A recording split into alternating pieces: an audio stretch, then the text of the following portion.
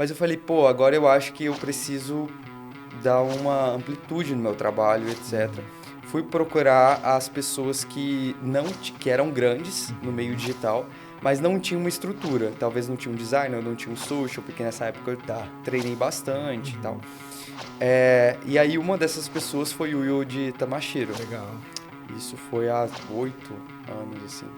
Só lembrando, né, fazendo um parênteses, o Yuji é do SBT. Do SBT. Era o cara do PlayStation. Do PlayStation. Legal, genial. E aí, enfim, entrei em contato... Você prospectou o cara? Foi. Entrei em contato com a assessora dele. A assessora dele, vou conversar com ele e tal, não sei o quê. E ele não era muito digital, ele foi muito da TV, né? Então, pra ele, não sabia nem o que era um designer gráfico direito, nem nada. Mas ele falou, vai, a galera subestimava também, né? E aí eu comecei a construir essa relação. Conheci ele depois de 2 anos trabalhando com ele, que eu fui pra São Paulo. E aí ele me deu esse boom, assim, no sentido de trabalho, né? As pessoas já me conheceram de fato o meu trabalho. E aí, depois disso, fui trabalhando em agências, com outros influenciadores, etc. Até chegar esse momento que eu tenho a minha.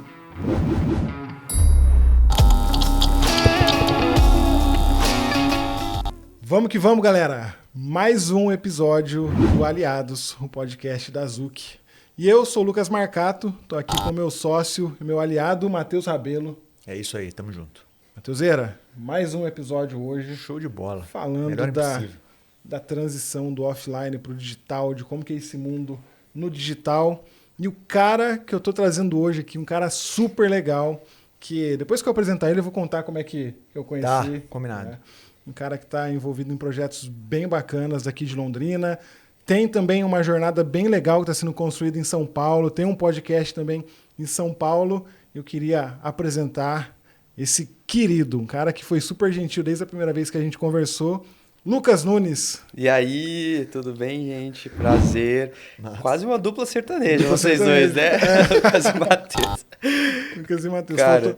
Mas não dá pra ser dupla sertaneja, Lucas, porque ele tem sotaque carioca. Entendi. Um funk, atrapalha um pouco, sim. Aí sim, não dá muito certo. Não. Mas, gente, muito obrigado pelo convite, me sinto honrado, né? Imagina. E sinto muito feliz também da galera de Londrina tá se unindo, tá se juntando para falar de social, marketing, estratégias. Então, parabéns pelo projeto desde já. Que massa, cara. Desejo Obrigado. muito sucesso. Cara, nós que agradecemos tua disponibilidade de estar aqui com a gente, né? De bater a agenda, que eu sei que é difícil fazer bater a agenda, né? E agora que eu já apresentei, cara, o Lucas foi uma conexão muito curiosa que a gente teve, né? A gente estava na academia e, de repente... Bom, se eu tava no Instagram e tava na academia, alguma coisa eu tava fazendo errado. A conta não fecha. Não fecha. Aí, de repente, abre o Instagram, aparece um anúncio patrocinado. Daí, cara, um anúncio legal. Entrei, fui ver. Massa, terminei meu treino. Desço, tô ali na farmácia comprando, acho que um negócio de colírio. Aí o cara que acabou de aparecer no meu Instagram tava do meu lado na farmácia também. Foi. Aí eu, como Esse sou... remarketing é brabo. E aí, como eu já falei que eu sou um cara que gosta de networking, não pensei 2 vezes em falar, beleza, prazer, sou o Lucas também. Então a gente se conheceu de uma forma super inusitada, mas foi um network que veio causado pelo digital, né, Lucas? Foi, muito engraçado, né? Eu tava ali também, acho que comprando água para ir pra academia, algo assim. E aí, você já falou do seu trabalho, a gente se conectou, depois tomou um café junto, né? Tomamos um café junto. E foi muito legal. E o digital, ele abre muitas portas, né? Total. Essa foi um dos exemplos. É engraçado que a gente tá sempre aqui falando, que, o digital traz muitas oportunidades, coisas que a gente nem imagina, e às vezes é umas coisas dessas, né? Porque você tá fazendo um anúncio lá, você não tá mirando nisso, né? De conhecer pessoas assim. Só que é um efeito colateral legal, né? Um efeito colateral que meio você que a gente, tá exposto. A gente controla e não controla, né? Pelas configurações lá, você meio que imagina onde você quer chegar, o público, etc. Sim. Mas você nunca, de fato, sabe quem que tá sendo impactado com aquilo ali e te encontra, né? Pessoalmente. Aí só fiquei curioso, né, Matheus? Pra saber se ele deu uma bronca ou se ele elogiou o gestor de tráfego dele. Eu não sei, galera, dá uma desqualificada melhor nessa galera que tá aparecendo. Que lead aqui. desqualificado é esse?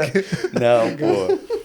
Lucão, cara, mais do que eu te apresentar, queria que você falasse pra galera um pouquinho da tua trajetória, da tua jornada, assim, de uma forma breve, até pra gente contextualizar do porquê que a gente tá aqui trocando ideia. Legal, vou resumir um pouco. Eu contei para você um pouquinho, né? Mas Muita gente não sabe, mas eu tenho 15 anos na minha área de comunicação.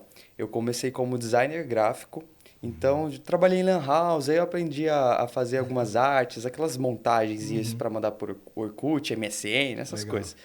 E aí comecei fazendo flyer para festas, né? Então, balada, evento, essas coisas, comecei fazendo isso. E aí, depois de um tempo, eu comecei a trabalhar muito no Rio de Janeiro para a galera de lá. Que massa. Porque o digital, ele tem, né? Possibilita essas coisas, de você trabalhar onde você estiver e tal.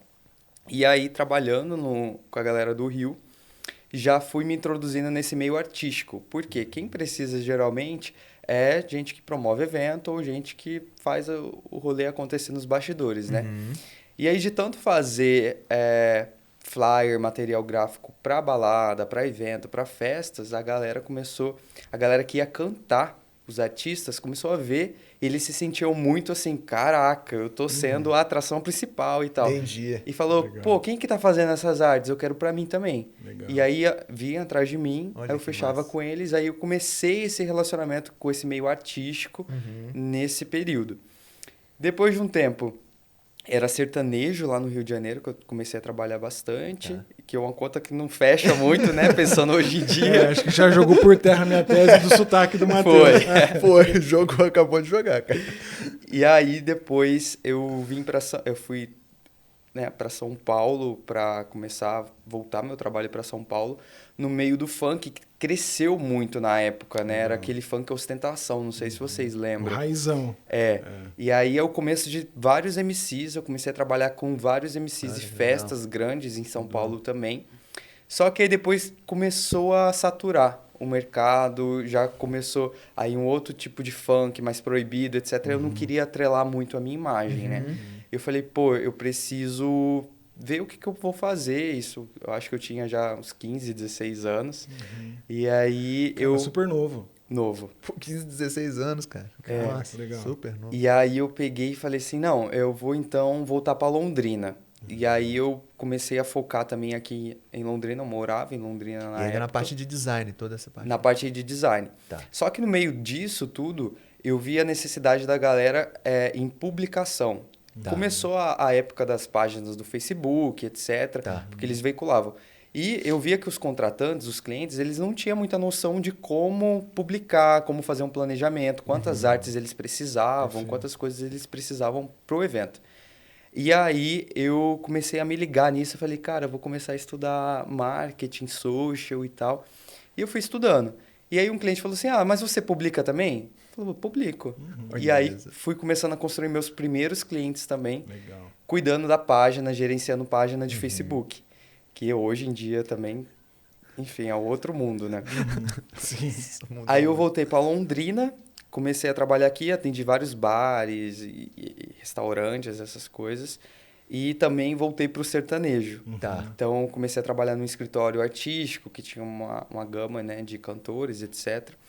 Mas eu falei, pô, agora eu acho que eu preciso dar uma amplitude no meu trabalho, etc. Fui procurar as pessoas que eram grandes no meio digital, mas não tinham uma estrutura. Talvez não tinha um designer, ou não tinha um social, porque nessa época eu treinei bastante e tal.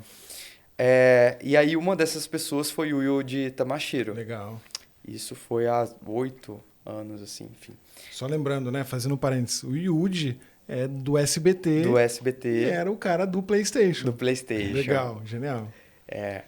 E aí, enfim, entrei em contato. Você prospectou o cara? Foi. Entrei em contato com a assessora dele. A assessora dele, vou conversar com ele e tal, não sei o quê. E ele não era muito digital, ele foi muito da TV, né? Então, pra ele, não sabia nem o que era um designer gráfico direito, nem nada. Mas ele falava, vai, a galera subestimava também, né? E aí eu comecei a construir essa relação. Conheci ele depois de 2 anos trabalhando com ele, que eu fui para São Paulo. E aí ele me deu esse boom, assim, no sentido de trabalho, né? As pessoas já me conheceram de fato o meu trabalho. E aí, depois disso, fui trabalhando em agências, com outros influenciadores, etc. Até chegar esse momento que eu tenho a minha própria. Cara, que história, hein? Junto com o Tauan, meu sócio. Que massa, cara. Parabéns pela jornada até aqui. Que Bom, tentei dar uma resumida aí. É legal que tudo começa com uma proatividade tua, né? Foi. Aliás, várias, mas pelo que você falou, o trampo com o Yudi ali foi um que te deu uma visibilidade maior e de você correndo atrás, né? De buscar Foi muito legal que ele tem esse poder, né, de comunicação muito forte. E aí atrelar a imagem com a imagem dele na época foi algo que as pessoas aqui de Londrina, por exemplo, falaram, caraca, muito bem. Uma outra coisa que chamou muita atenção foi quando eu fui contratado pela Brasileira Digital, que é uma agência em São Paulo, uma das maiores de influenciadores digitais. E aí eu fui para lá, e eu ficava nessa ponte de Londrina, São Paulo, Londrina, São Paulo. E comecei a conviver, né, nas agências de São Paulo, etc., que também me deu uma maturidade profissional muito legal e deu essa visibilidade também, ajudou. Como é que é, cara, trabalhar com essa galera? É isso que eu ia perguntar. Como que é o contraste, né, de São Paulo com Londrina? O que é a diferença de mentalidade de forma bem objetiva, Lucas? Como que você vê isso? É muito diferente. Eu achava que não, mas é muito diferente. Porque São Paulo eu vejo que as pessoas elas se preocupam mais com o resultado das coisas. E Londrina eu vejo que a galera se preocupa mais com budget, com o valor, com o preço das coisas. Então, o ritmo de São Paulo é mais acelerado. Lá é trabalho 100%. Aqui você ainda consegue conciliar trabalho e lifestyle, vida, etc. Então, eu prefiro sempre ficar voltando para cá, dou uma respirada e volto para lá. Legal, cara. E hoje você está dando consultoria. O que você está fazendo hoje no mercado? Hoje eu tenho a minha agência, né, a WeLink, junto com o Tauan. E aí eu fico por trás nas estratégias dos clientes da WeLink. Que legal. E paralelo a isso, eu dou consultoria, palestras, participo de alguns eventos, enfim. Legal. E aí, cara, hoje na Zuc aqui, a gente está há 3 anos no mercado, né? Eu também estou há uns 15 empreendendo e sempre olhando para o marketing mais do ponto de vista mais... até mais raiz um pouco, né? Faz 3 anos que eu estou focado no digital.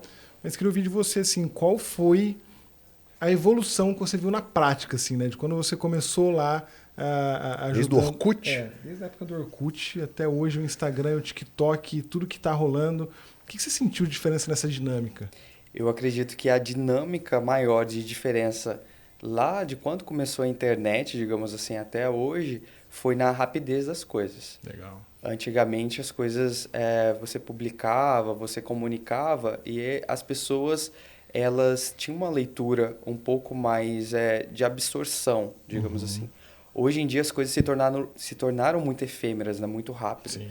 Então, um vídeo, se falar de um vídeo de 1 minuto e meio, 2 minutos, já é muito grande hoje em dia. Né? Se falar de 12, 20 minutos. E fala de um vídeo, a maioria são 10 segundos, 15, 30 segundos, 1 minuto. Então, eu acho que a comunicação ela se tornou muito rápida. E até uma coisa que a gente estava falando, a gente produzindo os nossos conteúdos, né, que a gente coloca. A gente fez um Reels e tudo, falei, pô, não tá legal isso aqui, o que não tá legal? A gente foi, juntou tudo, tirou todos esses espacinhos que tem na conversa, juntou tudo para ficar bem diretão, falei, porra, é isso. Então você vê que a comunicação hoje é isso, né? É muito rápido, é um negócio acelerado. Você não pode ter esse espaço da respiração no meio, porque o negócio já fica lento, eu acho, né, para a internet, né? Eu acho que talvez isso seja uma coisa que mudou bastante nos últimos anos, assim, né? Mudou muito e vai muito também do tempo de retenção, tem toda aquela coisa do algoritmo, né?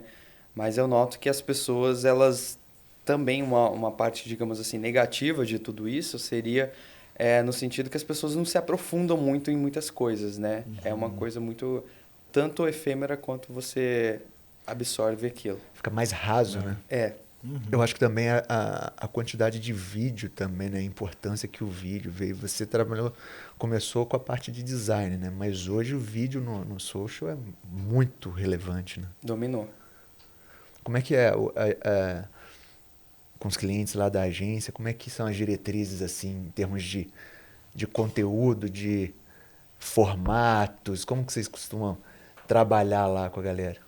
Eu vejo cada cliente como um case, assim, como um caso. Então, Tem clientes que vão precisar mais de um direcionamento de foto ou de institucional, etc. Tem clientes que vão mais para o lado do vídeo, um lado mais dinâmico. Tem clientes que também não estão acostumados, habituados com esse meio digital, então a gente tem que direcionar, fazer toda a parte, né, de preparação dele para o digital.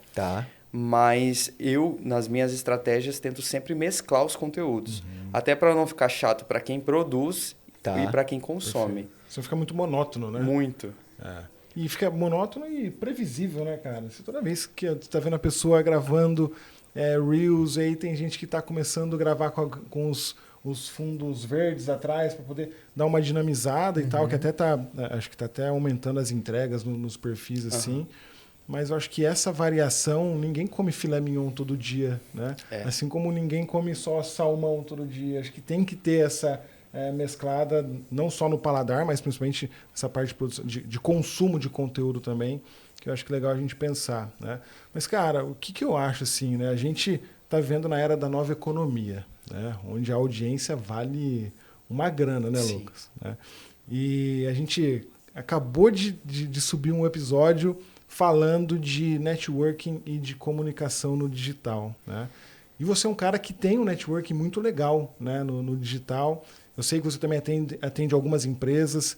E eu queria saber como que você consegue mesclar todo esse aprendizado que você tem do lado de pessoas que estão vivendo 100% do digital, construindo audiências legais, que monetizam com publi, né? Acho que monetizar com publi é o suprassumo de quem está produzindo conteúdo. Né? Que o cara monetiza porque ele tem uma audiência legal, ele tem uma influência que de fato está gerando resultado para a marca que ele comunica, né? Com a marca que ele vira embaixador.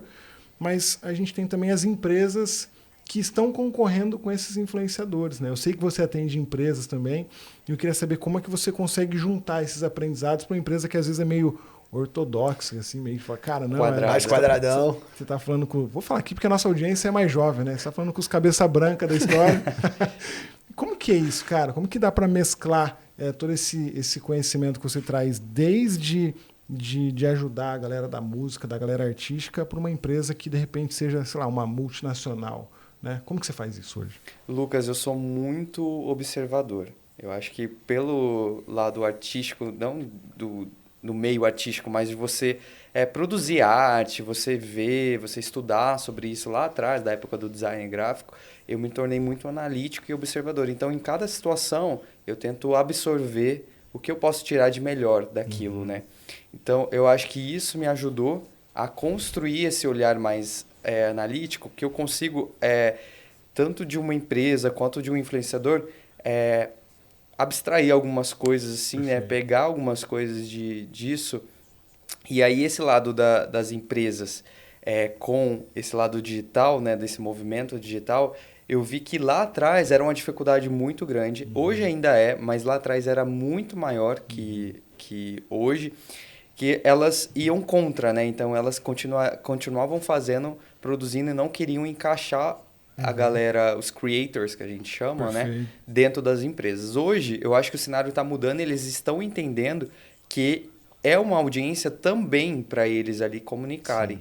Então, pro lado de cá, né, do lado dos bastidores, para mim é mais fácil quando eu pego uma empresa que já tem esse pensamento que eles precisam de uma comunicação mais humanizada. Legal. E aí a gente, inserindo isso aos poucos, eles vão entendendo e vão absorvendo. Mas hoje, principalmente em São Paulo também, eu vejo uma grande dificuldade das empresas justamente por ter talvez diretores mais conservadores, algo tipo, deles entenderem o meio digital. Então, quando a gente fala TikTok é só dancinha. E não, tipo, o TikTok tem muitas coisas para fazer, entendeu? Muita audiência ali que a gente consegue construir.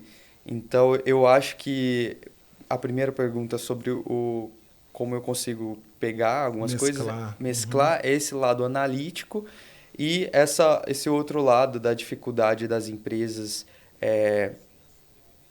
pegarem esse conhecimento, eu acho que com o tempo elas vão se acostumando, entendendo. A gente já vê algumas marcas legais que já se comunicam de uma forma mais orgânica nas redes sociais, né? Porque, cara, às vezes a gente tem alguns desafios, né, Matheus, de pegar alguns gestores de marketing das empresas que estão com a mentalidade da televisão, com a mentalidade do panfleto, e ela não entende da dinâmica da rede social, né? Fala, cara, não é um conteúdo, é uma sequência de conteúdo, não é um vídeo de 1 minuto com uma vinheta tipo super quadrada assim nos moldes dinâmicos que a gente está acostumado, né? Eu até anotei aqui, né, Lucas, que a gente fala redes sociais, mas se a gente pudesse ressignificar, acho que as redes sociais hoje, a gente poderia falar de redes visuais, né, cara? Porque é 100% audiovisual, né? Antes era só foto, hoje o vídeo, a gente está com a galera toda da área de vídeo, e eu tô virando um nerd do audiovisual também, com câmera, tô olhando para lente, olhando distância focal, abertura de um tanto de coisa. Então, por quê? Porque eu tô entendendo, cara, que cada vez mais que a gente dominar no lado audiovisual, a gente para de falar um pouquinho de redes sociais e falar de redes visuais, né? E aí eu até anotei aqui, né? Você falou que você tem um olhar analítico, mas, cara, quando eu entro no teu perfil e quando a gente estava se conhecendo, eu olhei o teu perfil e falei, cara, olha que massa o olhar estético, né? O senso de estética que você tem também para o teu perfil, e quando a gente olha para as empresas, a gente vê que tem uma galera que tem um senso de estética zero para construir um perfil, achando que um post no Canva é bonito. E, cara, nem sempre um post precisa passar por algum editor de imagem, né? Não precisa passar por algum tratamento. Às vezes o que sai do próprio celular é o que funciona melhor, né, Lucas? Então eu queria até jogar a bola para você, assim, como que esse teu senso de estética, que é muito claro e nítido no teu perfil, como que isso tem te ajudado a performar bem nas redes sociais? Eu acho que é muito interessante a sua pergunta, porque é algo que eu venho até entendendo e estudando bastante ultimamente, como que a gente consegue comunicar a nossa mensagem de diferentes formas. Perfeito. Então, quando eu pego um cliente, ou quando até nas minhas redes, ou enfim, da minha empresa, como que a gente consegue comunicar desde você esteticamente, visualmente, na estrutura, quanto nas roupas, quanto no perfil.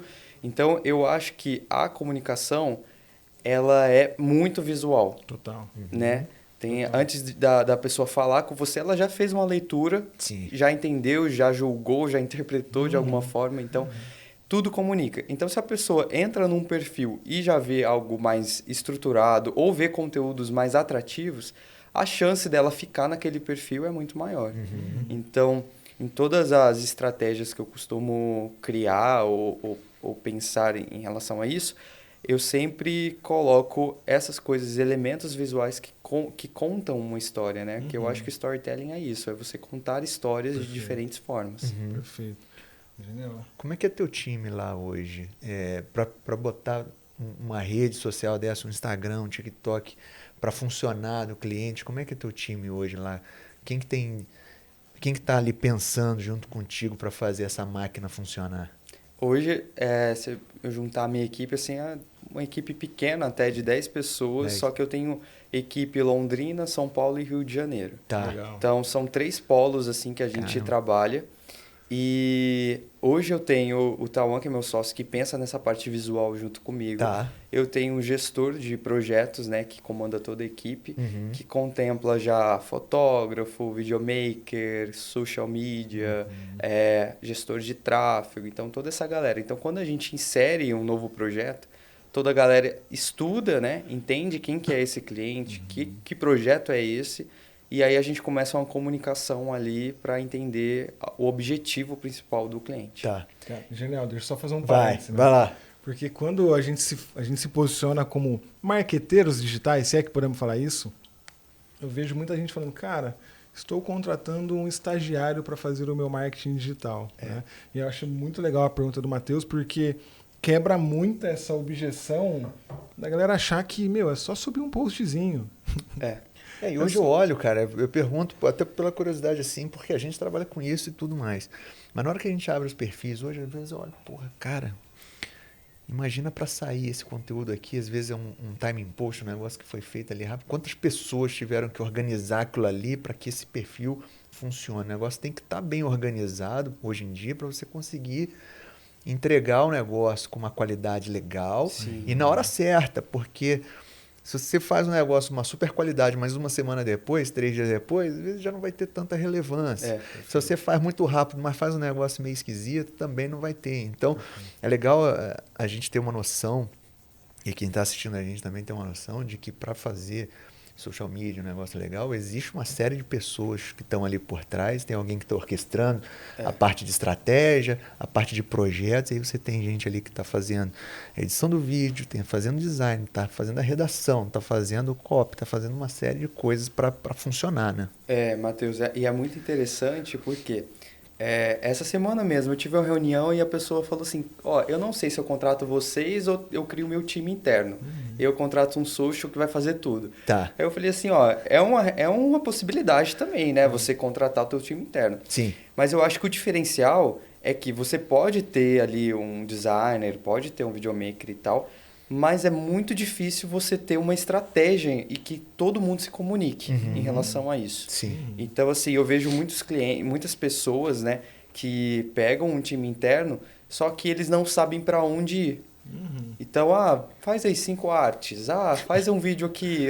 Aí eu sempre pergunto, mas para quê? Para onde você quer chegar? Total. Então, a gente tem que construir uma narrativa que passe a mensagem, né? Que comunique de fato com o objetivo da pessoa. Que eu acho que esse é o desafio quando você não tem um time bem conversado, um time bem integrado, né? Senão a galera vai ficar só fazendo post do Dia das Mães, né? Coraçãozinho, aí, Dia das Mães, não saiu o post do Dia das Mães.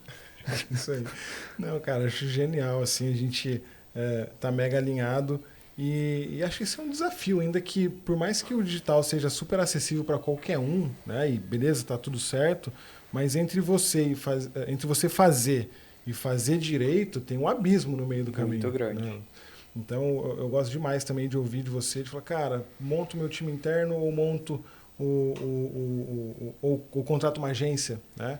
E aí eu vejo muita gente errando, vai contratar o time interno, não vejo nenhum problema. Vejo como um baita privilégio até uma empresa poder contratar isso e entender que hoje a comunicação, o marketing digital que ela pode tirar dali, pode deixar a empresa mais evidenciada do ponto de vista de diferencial mesmo. Sim. Mas aí o cara vai lá e contrata 3 caras júniors. O cara contrata 3 pessoas que nunca vai pelo preço. Que vai pelo preço. E aí são pessoas que nunca tiveram casca em nenhuma outra agência, nunca testaram e nunca erraram nada, porque o erro nesse momento vale muita coisa, né? Então, cara, super legal ouvir de vocês também, porque é um desafio que a gente vive na pele aqui também todos os dias. E geralmente esse perfil profissional também são pessoas que estão ou começando na carreira ou no meio ali da carreira e também atendem outras pessoas. Então é muito difícil para essa pessoa pensar em algo novo, pensar numa estratégia para você, para um cliente. Porque se ela for fazer isso para todo mundo, ou ela trabalha ou ela pensa, né? Então eu vejo que é uma dificuldade no geral, né, no mercado hoje. Mas eu vejo como válido desde que todo mundo se converse, desde que tenha um objetivo e talvez ali um gestor de projeto, uma pessoa que vai te dar um direcionamento. E, cara, pode falar, Matheus. Tem uma pergunta aqui que é uma curiosidade. Você tem lá o cliente, você tem a agência e tudo. Quando vocês falam de resultado e objetivos com esses clientes, como é que você faz, cara, esse alinhamento do que a pessoa está esperando? Porque às vezes a gente vê que a pessoa vem com uma expectativa ou muito alta de fazer um negócio muito rápido ou muito alto, ter um resultado, ou então não sabe exatamente o que é resultado no digital, sabe? Qual que é o resultado que o social media pode trazer, que é a produção de conteúdo. O que a galera que vocês têm lá na agência buscam, o que eles estão buscando e como que vocês entregam isso, como que você faz essa ponte do que a pessoa acha e a empresa, a pessoa acha no social media, o resultado que vocês entregam e essa administração aí, porque vai mudando também, né, ao longo do tempo, para conseguir manter uma parceria forte. É muito doido isso, porque cada pessoa, às vezes ela acha que precisa de algo, às vezes ela quer algo que ela não precisa. Então a gente precisa analisar primeiro qual que é o objetivo. E um diferencial nosso é que a gente também não aceita todos os clientes. A gente precisa alinhar muito bem as expectativas. Tá. Então, vou dar um exemplo assim, de uma pessoa que quer ser famosa, que é uma blogueira famosa. Ela chega e fala assim, amanhã eu já quero estar com 100 mil seguidores, com 1 milhão de seguidores. Aí eu falo, não vai rolar. Vamos primeiro construir uma estratégia, a não ser que você entre num Big Brother, numa coisa, aí beleza, você vai entrar? Não, eu falei, então vai ter jeito. Difícil.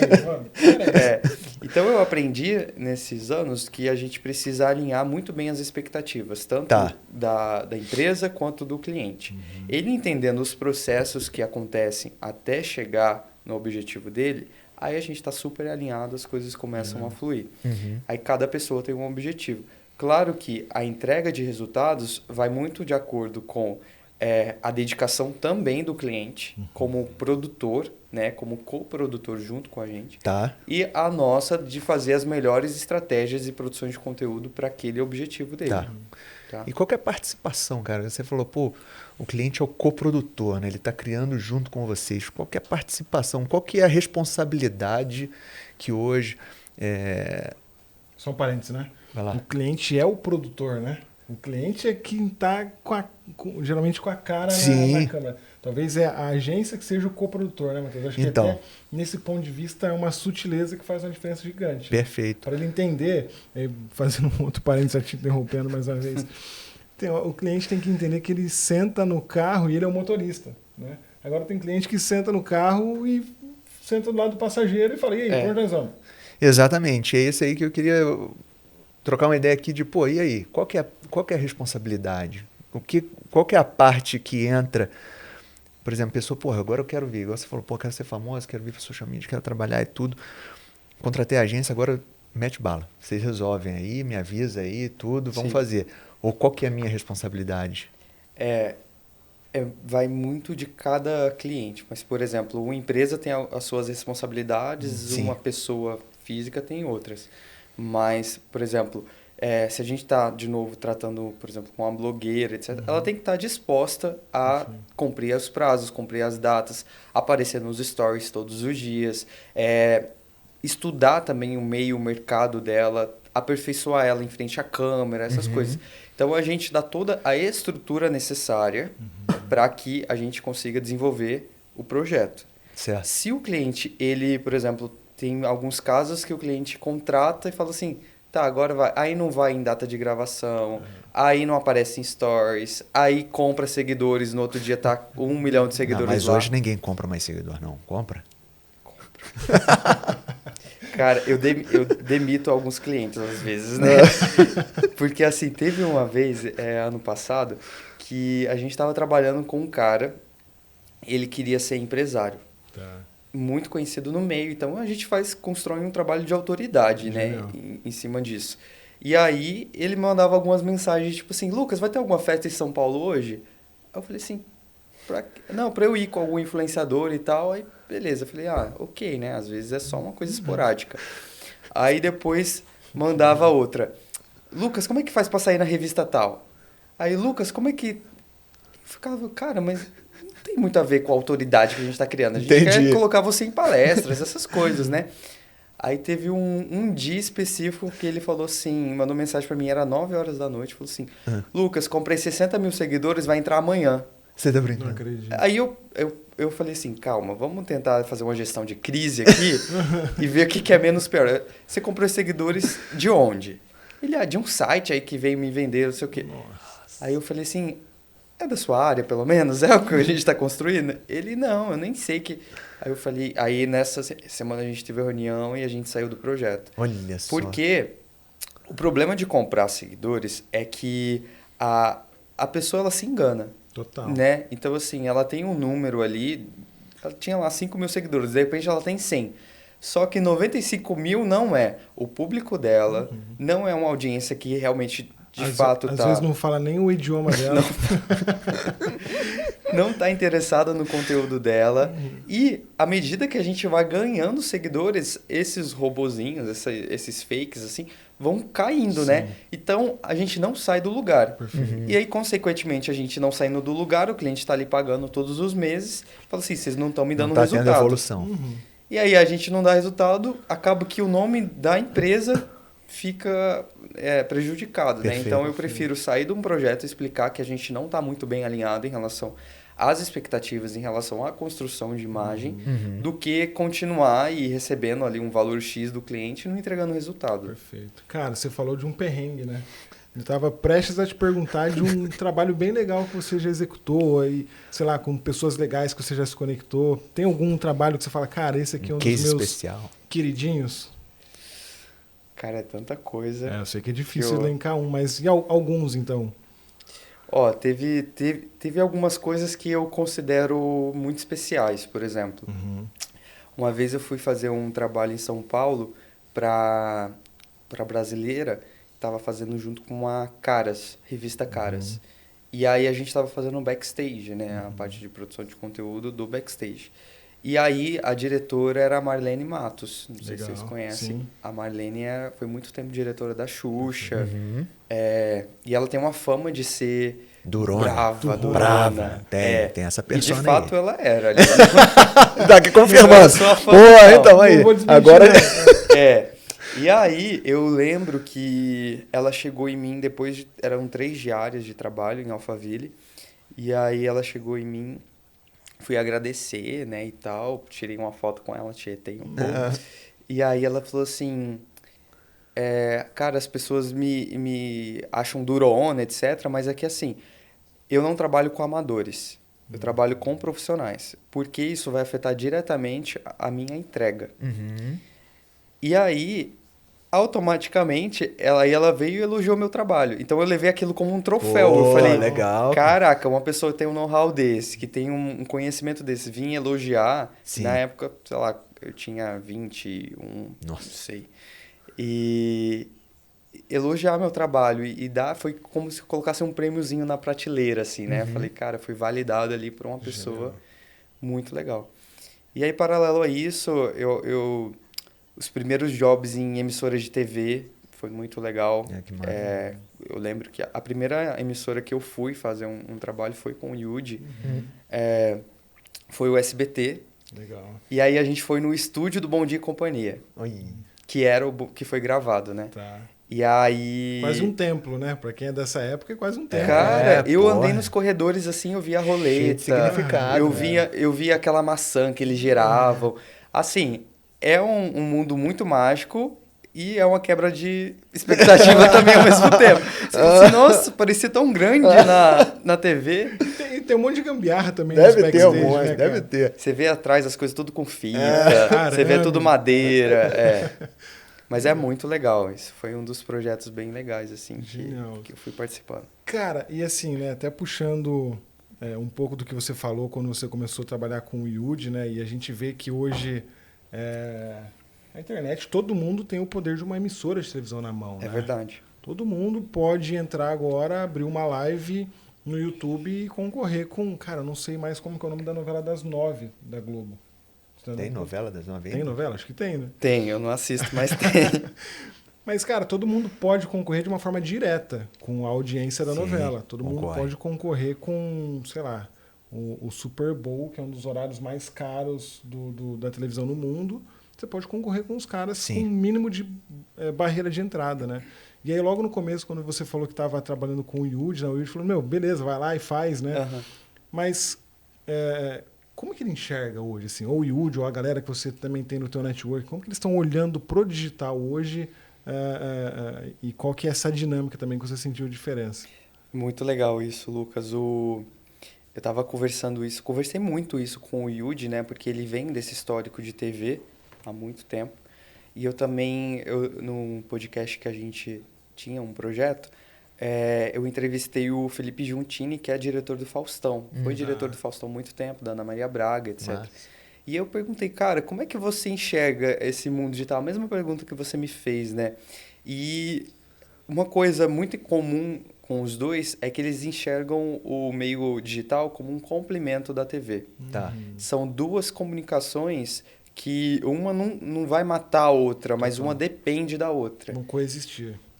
Então você vê hoje uma realidade dentro da TV que demorou para elas aceitarem, entenderem, e nem são todas ainda que entendem esse meio digital, mas você vê influenciadores indo na TV, você vê pessoas do digital, você vê formatos de quadros e formato de programas muito de internet. Total. Então, eu acho que é um aprendizado até para a TV, como lidar com essa nova audiência, como lidar com essa comunicação. Perfeito. Então, agora mesmo eu fui fazer um projeto que, enfim, era um teste, né, no SBT do IUD, do Programa Livre, que era justamente para isso. Era como criar produtos digitais, conteúdos digitais dentro da TV para a internet. Olha que legal. Então, a gente viu que é um meio que está sendo fortalecido, que está crescendo ali, e a TV, meio tempo, vai entendendo esses processos de como inserir ela no digital. Você vê muitos apresentadores hoje em dia, por exemplo, a Eliana está produzindo conteúdo à beça no digital, né? As trends, tudo. Então, eu acho que é um movimento que está acontecendo. Cara, pra mim é muito legal ver hoje o Marcos Mion, por exemplo. Né? Cara, o Marcos Mion é um TikTok num sábado à tarde. É verdade. Em TV aberta, né? E aí, cara, você começa a ver toda a cultura sneaker no Marcos Mion, que ele vai de roupa de oncinha, de conjunto de oncinha, de chinelo, de um tanto de coisa legal que você fala, cara, isso aqui é comunicação de internet, isso aqui é comunicação talvez até de TikTok, só que um cara super instagramável, um cara super tiktokeável, tocando um produto. Cara, tiktokeável me pegou agora, cara. Porra, caraca. Inventei agora. Mas acho que é um lance que, quando você vê o Marcos Mion nesse nível assim de entrega, é um conteúdo de internet, não é um conteúdo Total. de TV. Né? Até na própria embalagem, no próprio formato de programa, você vê que, cara, é isso, né? E aí você traz o Big Brother também. Pô, o Big Brother começou a trazer a galera do Pipoca e a galera do Camarote, acho que é uma coisa assim, de trazer isso de uma forma diferente também. Pô, pra mim é um programa que tá mais num formato digital, cada vez mais, do que algo pensado em televisão de 5, 10 anos atrás, que é um programa que vem sofrendo uma mutação, e aí você começa a ver a Juliette que sai de lá e vira uma celebridade, começa um outro programa, ninguém está preocupado em descobrir quem que vai ser o campeão. Tá todo mundo preocupado em descobrir quem vai ser a próxima Juliette, que vai sair dali e vai influenciar das brigas, de tudo. Então, acho que o formato de TV, assim, eu tenho visto de fora, não tenho vivido nos bastidores da TV, mas é a sensação que eu tenho, sabe? E eu acho que as coisas, elas melhoram. Por exemplo, se você vê hoje um formato da galera do digital, também você ir lá atrás, na MTV, por exemplo, tem muita coisa que a galera fazia lá atrás, só que elas deram uma modificada, né? Sim. Uma reformulada. O Big Brother, eu faço essa leitura, assim, que, por exemplo, tem aquele filme, o Show de Truman, The Truman Show. Cara, pra mim é o Big Brother vindo dali, entendeu? Então eu acho que as coisas, elas vão se adaptando conforme o mercado vai mudando, e esse é o movimento. E aí volta no que você falou das empresas, né? Delas estarem se adaptando a essa nova realidade. Então, será que faz sentido você fazer uma comunicação em tal lugar ou não? Eu lembro de um cliente que chegou em mim e falou assim, Lucas, eu quero espalhar 20 outdoors na cidade. Aí eu falei assim, para qual objetivo?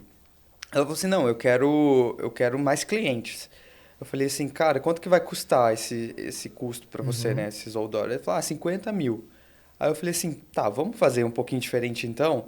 Se fosse um conteúdo de autoridade, você tivesse 50 mil assim para gastar mesmo, sobrando, show, ok. Mas como você quer atrair, vamos colocar só 2 outdoor e investir o resto em tráfego, que a gente já tem um controle maior? Porque às vezes vão passar 20 mil pessoas naquele lugar, mas não é o seu público. Sim. Ou daquelas 20 mil vão converter 500. Então, é a gente pegar e entender esses movimentos, entender principalmente os públicos, para aí sim definir uma estratégia, criar conteúdo, enfim. E hoje nós temos, como que vocês enxergam lá? Porque a gente tem Instagram, a gente tem TikTok, a gente tem YouTube. Como vocês enxergam essa estratégia de qual canal que vai ser investido, onde você vai pesar mais a mão? O Insta, você ainda enxerga, por exemplo, o Insta como um canal principal, ou isso acha que já está mudando, isso aí dependendo do perfil? Como que vocês estão enxergando os diferentes canais? Ontem saiu que o WhatsApp agora vai ter um canal lá dentro, onde você vai conseguir fazer uma outra comunicação.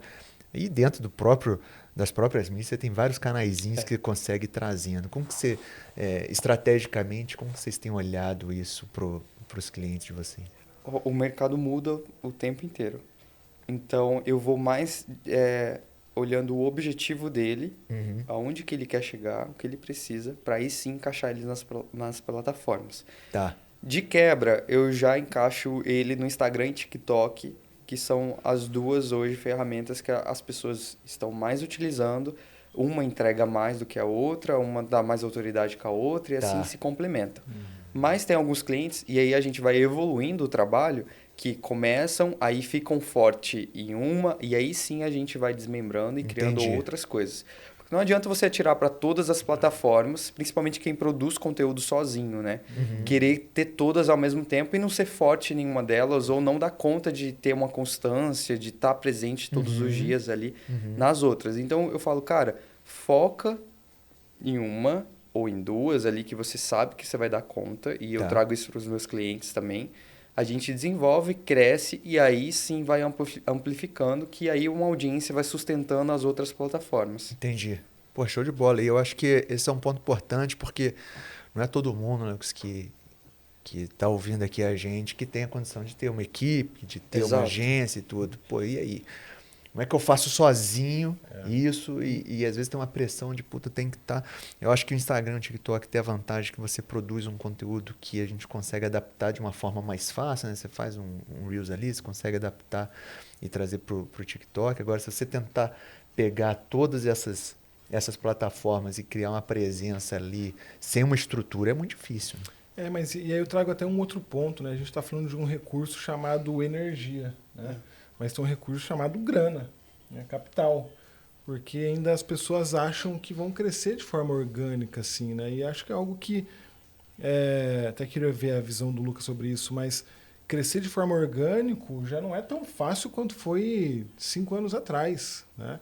Hoje quem está ouvindo esse podcast já está cansado de me ouvir falando que conteúdo é commodity, né? Conteúdo tem você e mais 1 milhão de pessoas falando a mesma coisa, fazendo talvez a mesma coisa. Sim. E aí a gente tem que resolver isso de duas formas. Trazer um tempero especial para essa conversa, para esse conteúdo, que é o branding, né? Cara, qual que é a tua essência de fato? Por mais que seja clichê falar de propósito.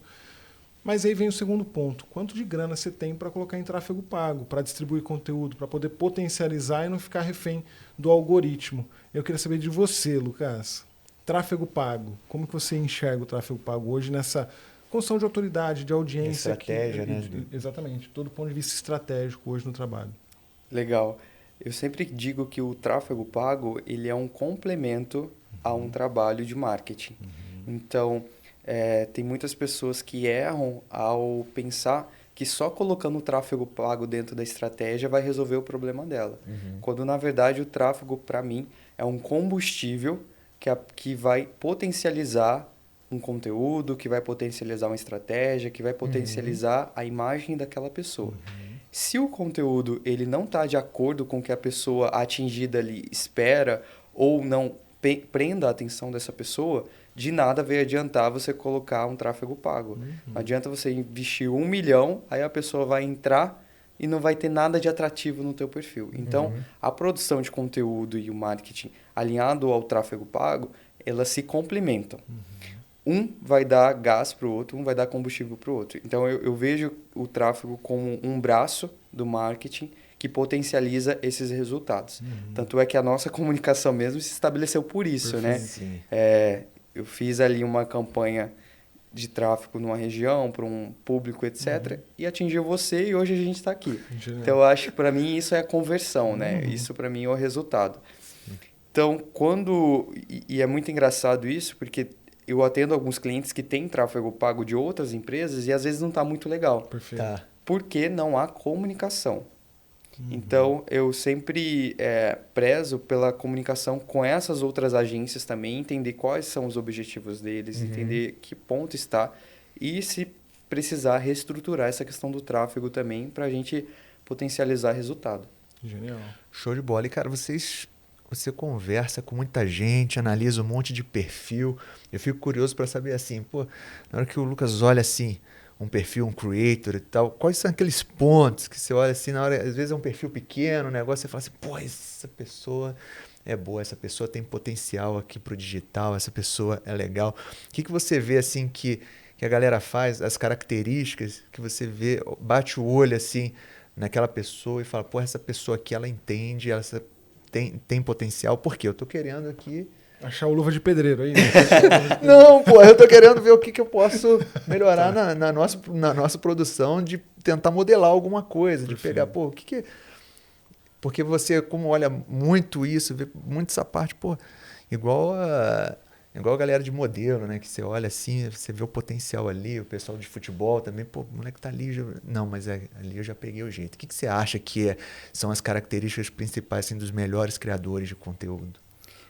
Para mim, as características principais dos melhores criadores de conteúdo são a disciplina deles estarem ali constantemente. Que legal. Todos os dias, ou ativos nos stories, ou ativo ali no feed.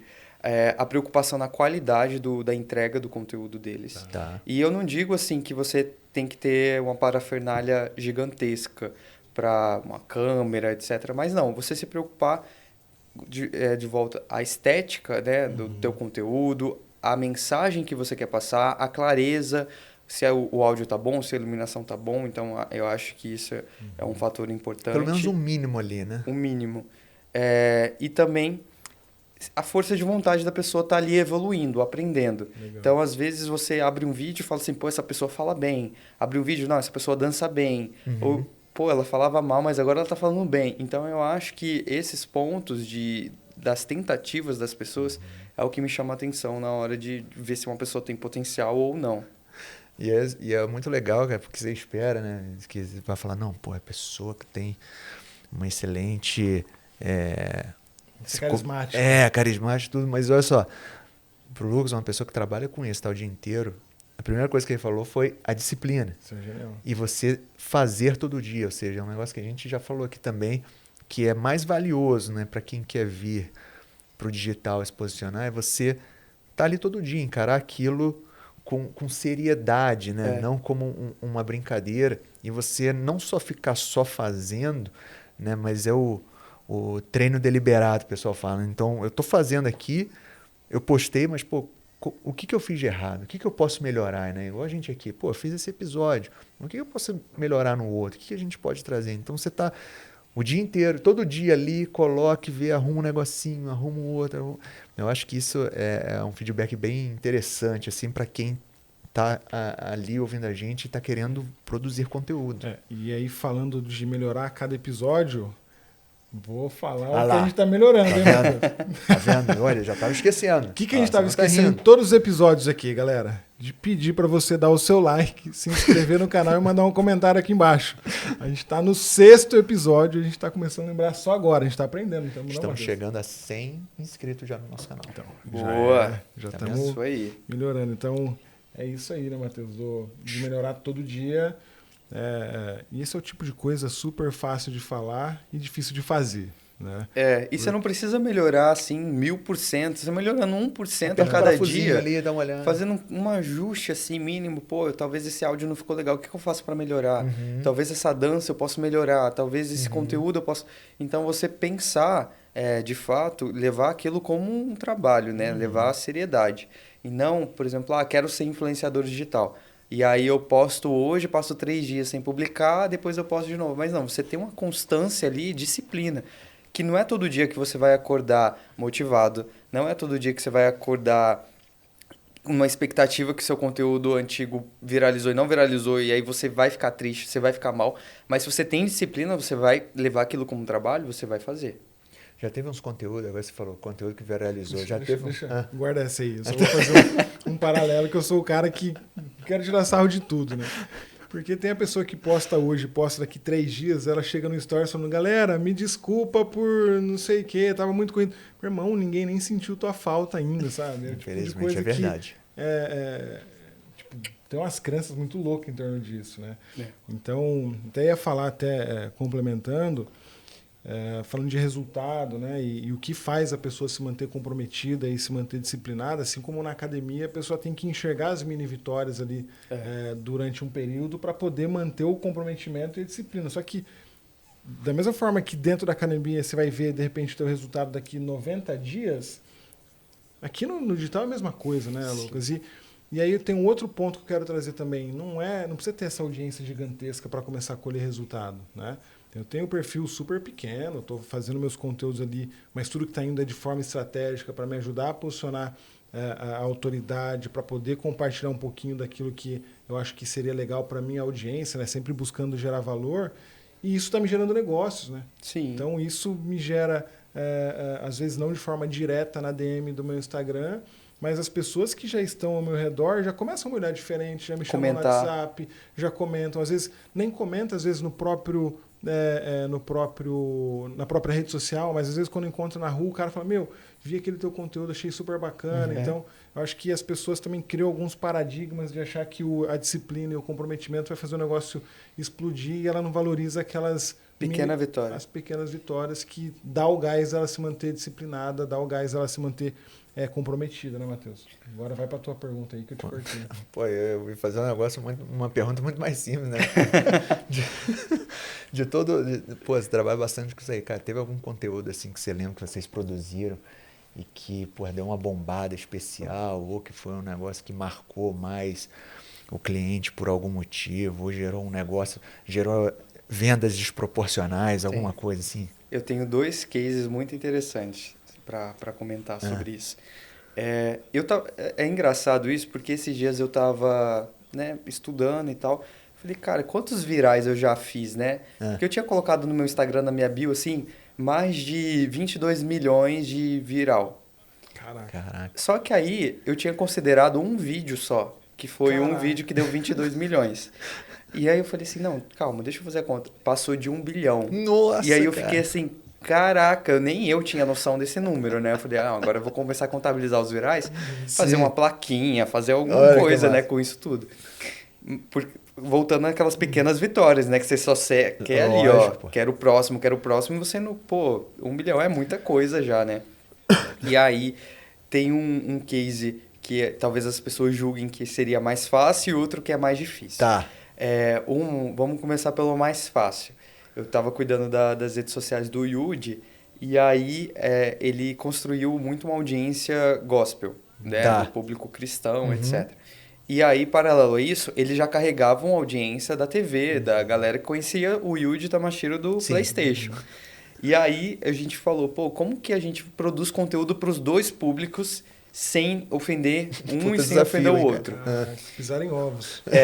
E aí, eu lembro que a gente pensou num vídeo, né, que ele pegava e fazia coreografia dessas musiquinhas do TikTok, que era trend, só que ele não podia fazer que ele era cristão. Então ele fazia umas coisas assim meio...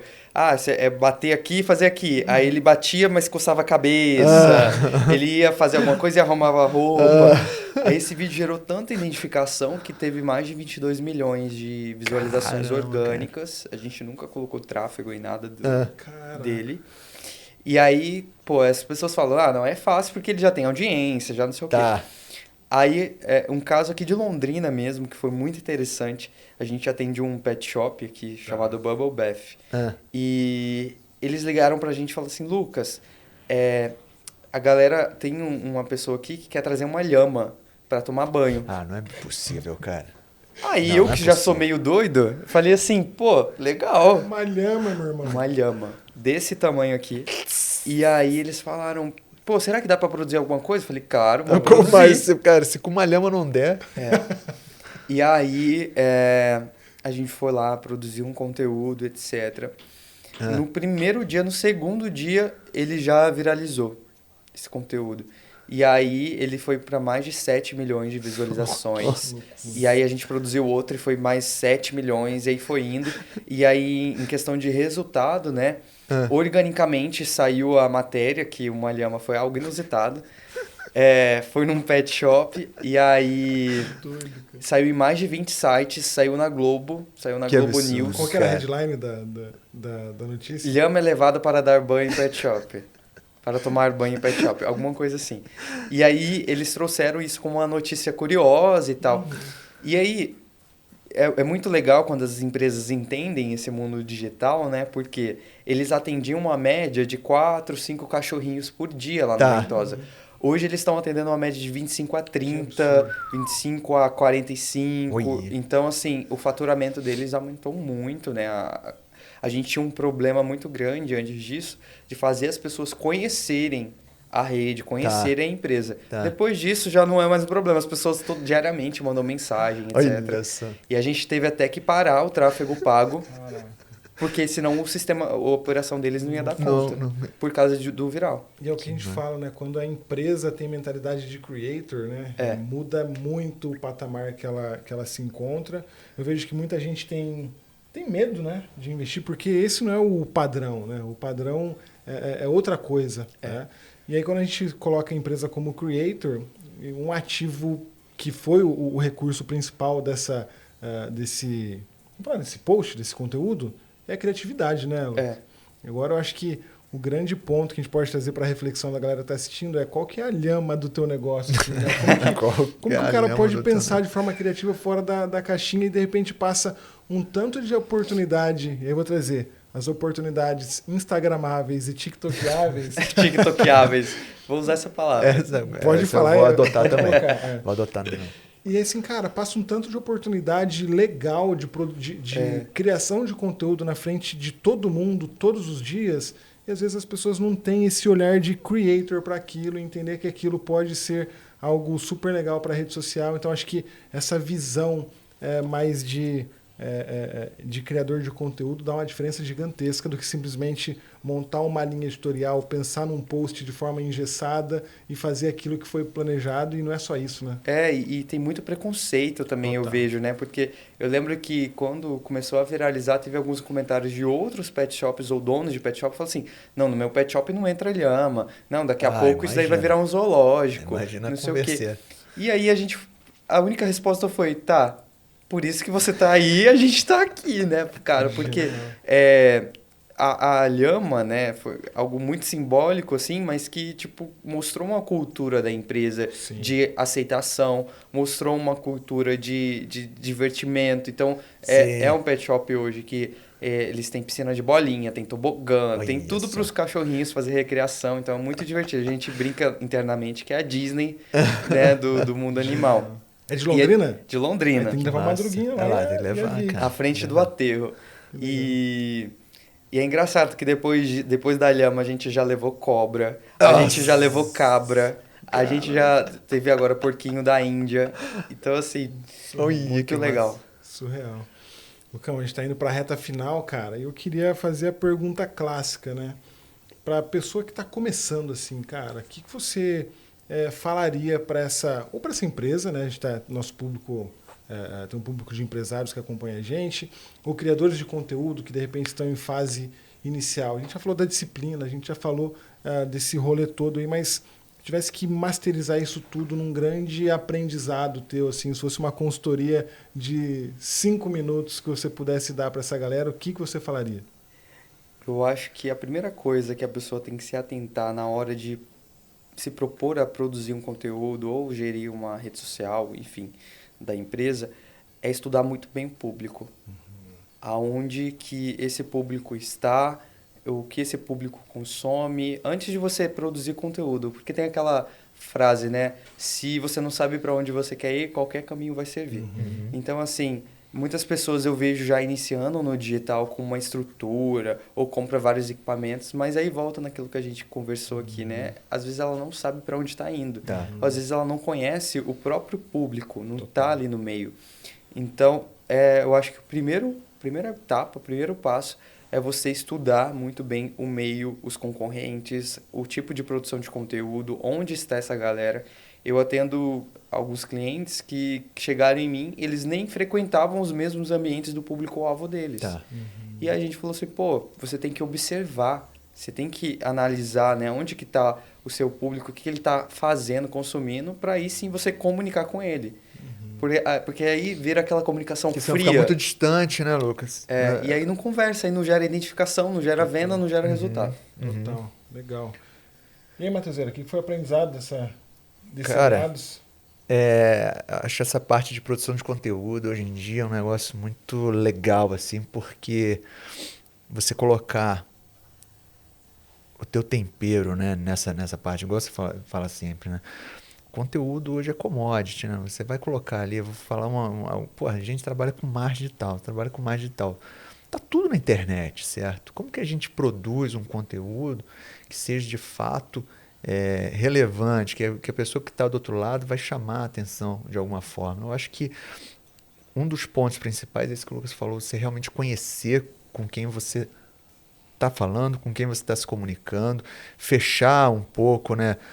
Não deixar isso muito aberto, porque se você está com um escopo de público muito largo, é difícil você gerar identificação, né? Você fecha um pouco mais, entende qual que é a tua posição ali no mercado, quem que se identifica mais com você, né? Eu tenho um público que talvez vai se identificar mais comigo, o Lucas tem outro, o Lucas tem outro, e a gente pode estar falando do mesmo tema, né? Então, acho que a produção de conteúdo ela tem que ser muito direcionada para isso. A comunicação hoje em dia, acho que ela tem que ser mais acertada. E eu acho, cara, puxando uma sardinha para o nosso lado, eu acho que cada vez mais empresas e o próprio público, os profissionais que querem vir, precisam ter uma parceria legal para trabalhar juntos, sabe? Porque você fazer sozinho hoje em dia, eu acho que há uns anos era bastante possível você fazer um bom trabalho. Mas hoje, para o nível que a gente precisa jogar, para quem quer jogar um negócio sério, precisa ter uma boa parceria para estar no digital, né? Ter uma parceria legal de gente que está estudando o tempo inteiro, que está colocando. Eu acho que dessa forma você consegue dar uma acelerada no teu trabalho. E depois, é lógico, internaliza, faz e tudo, mas eu acho que é um ponto importante, lógico, né? Fazendo aqui o nosso, vendendo também, mas eu realmente acredito que hoje, se a pessoa começa com uma parceria, ela consegue tracionar mais rápido, testar mais coisas, fazer o negócio acontecer, do que às vezes ficar batendo cabeça por anos, aquilo dá uma desanimada, né? Você não vê tanto resultado, você não tem com quem conversar, tem poucas referências, né? Então, acho que esse é um ponto importante também.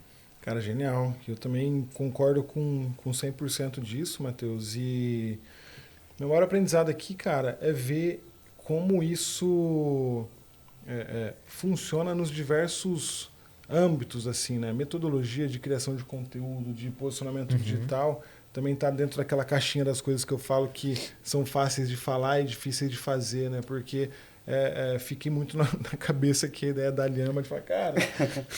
O que está rolando na nossa frente todos os dias que a gente deixa passar batido por conta que a gente está, sei lá, meio que focado em operar, em trabalhar e de repente tá ali, marretando mesmo as coisas e a gente perde um pouco do processo criativo, a gente começa a buscar coisas externas para ajudar a gente a produzir conteúdo, sendo que de repente a gente fala, cara, olha que coisa legal. Aí você fala, eu não vou postar uma lhama porque nunca ninguém postou uma lhama. Cara, talvez seja isso que você tem uma oportunidade única na tua mão de poder se diferenciar de todo mundo nas redes sociais, né? Então, o lance da criatividade, o lance da gente entender e olhar o mundo como...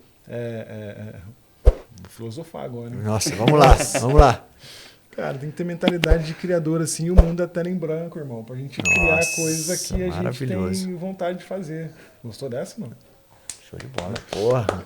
Mas acho que é isso, assim, o maior aprendizado mesmo é parar de pensar dentro da caixinha, pensar em coisas diferentes e entender que, legal demais ver a tua história, Lucas. Fico até falando publicamente que muito massa ver uma pessoa que sai de Londrina, ganha o Brasil inteiro, alcança proporções muito legais com o seu trabalho. Isso também acho que inspira a gente aqui, tem que inspirar a galera que está acompanhando a gente também.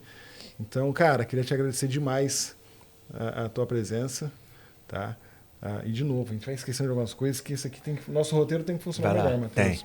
Tem. Lucas, deixa o teu @ pra galera e como que a galera te encontra nas redes sociais. Bom, primeiramente quero agradecer pela oportunidade, obrigado, né, gente, cara. por contar um pouco dessa história, contar alguns cases, me diverti muito, espero que a galera de casa também tenha se divertido.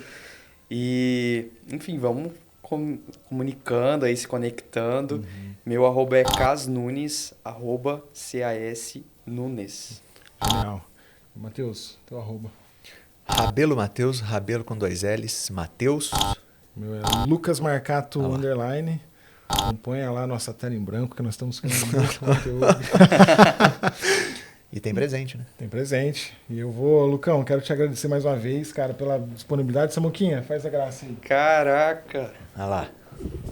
Você trouxe um presentinho da Red Bull para nós. Verdade. Cara, isso aqui é algo que eu adoro, né? Um parceiro meu de longa data, que ele é lá da Marvi, os produtos da Marvi, eu sou um apaixonado por isso, então estou dando de coração aqui para os convidados que estão chegando. Espero que você goste bastante. Que legal. Agradecer a galera da Marvi por apoiar a gente aqui, sempre tá do nosso lado. Tá? Que legal, muito obrigado. Fico muito feliz. Valeu, Marvi, também. Tamo junto. Tamo junto. Genial. E é isso, gente. Eu fico muito feliz de vocês estarem proporcionando isso, não só para mim, mas para outros profissionais também, contando a história, né? E conectando e fazendo esse meio crescer cada vez mais, principalmente a Londrina também. Show de bola. É isso. Muito obrigado, meu amigo. Foi um prazer. Nossa missão, né, Matheus? De, como aliado, pegar na mão da galera que quer ir pro digital, a gente trazer... Mais do que histórias inspiradoras, mas a gente conseguir também trazer conteúdo, né? Te dar mais recurso para você conseguir acessar esse mundo digital que nós temos colhido os benefícios de forma super legais. Os nossos convidados também já estão com histórias validadas no digitais e mostrar que existe esse mundo digital que, se você ainda não está tirando o benefício deles, consome o nosso conteúdo, fala com a gente, fala com os nossos convidados, que vai ser um prazer ajudar vocês a fazer a travessia do mundo offline para o mundo digital. Show de bola. Galera, esse foi mais um Aliados. Até a próxima. Valeu, Cão. Um abraço. Tchau, tchau.